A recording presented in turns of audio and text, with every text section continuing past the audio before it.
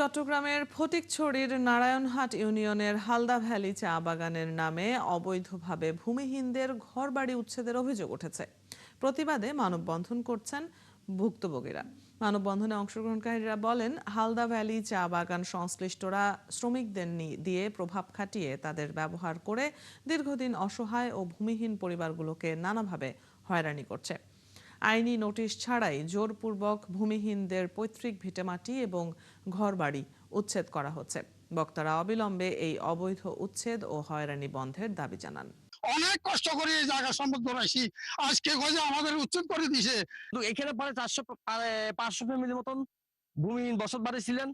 ওদের সমস্ত বাড়িঘর রাতের বেলা আওয়ামী লীগের সন্ত্রাসী দিয়া, তারপরে বাগানের কিছু এদের প্রাইভেট সন্ত্রাসী আছে, এরা পালে, এখনো পালে। এদের হাতায় রাতের বেলা মারধর করে আমাদের মা বোনদেরকে সবাই উচ্ছেদ করছে। পুলিশের এত পক্ষে হয়, আরো জনগণের পক্ষে কেউ নাই, আর বিভিন্ন জনের কেউ পক্ষে নাই।